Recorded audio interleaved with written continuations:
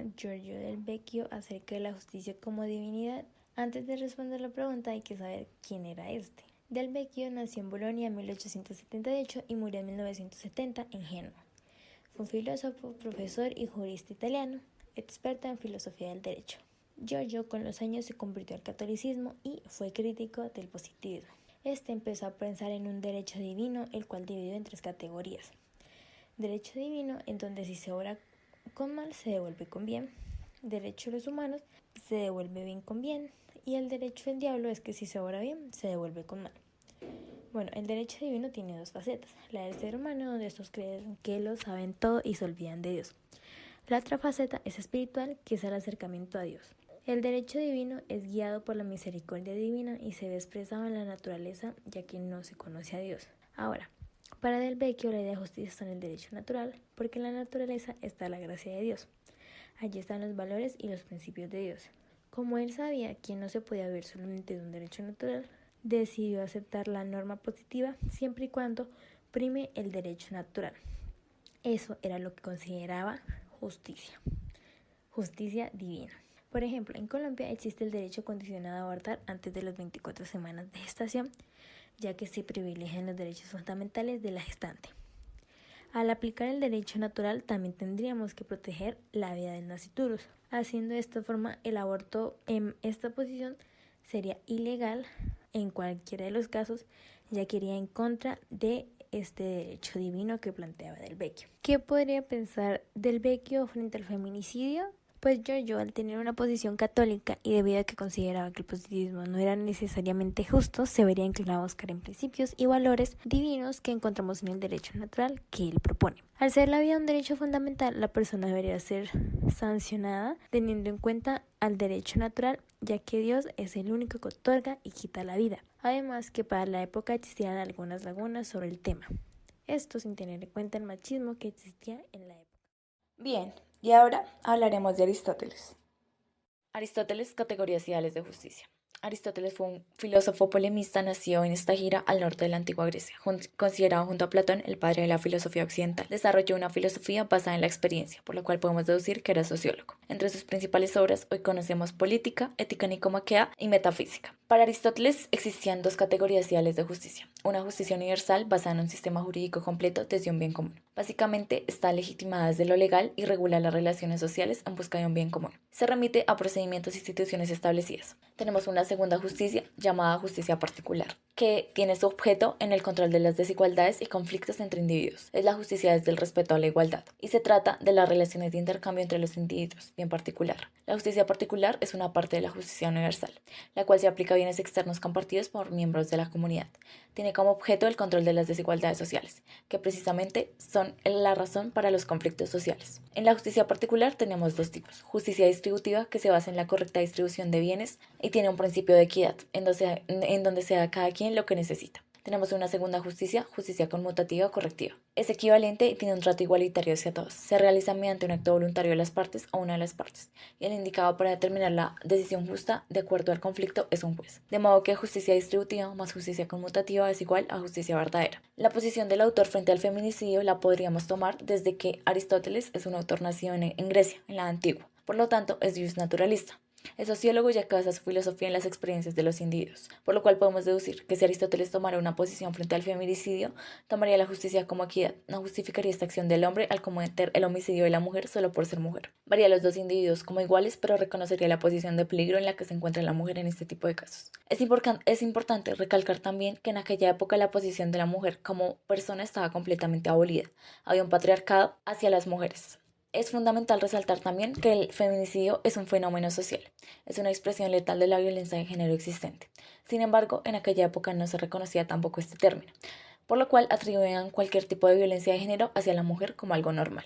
Como Aristóteles era sociólogo, podemos deducir que tal vez tomaría el feminicidio como un fenómeno social, que precisamente es lo que es. Dándole paso a otro autor, tenemos a Scott Shapiro. Es uno de los referentes actuales de lo que se conoce como jurisprudencia analítica. Cuenta con 2 doctorados, uno en Derecho y el otro en Filosofía.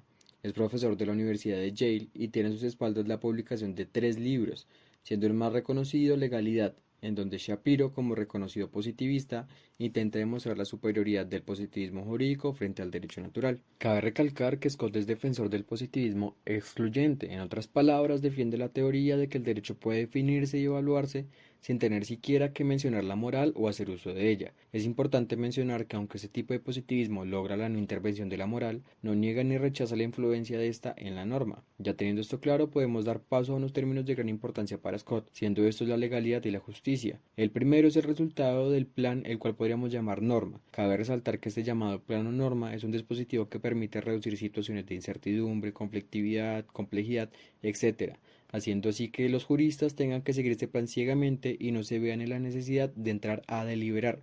Dándole paso a la justicia, ese es el resultado de la aceptación de los actores jurídicos en la norma o el plan, ya que este ha sido creado por alguien con un juicio superior, la justicia legitimada desde la legalidad. Ya para acabar con Shapiro, nos preguntamos qué pensaría él sobre el feminicidio, teniendo en cuenta que es alguien bastante rígido al momento de hablar de derecho y es un conocido positivista.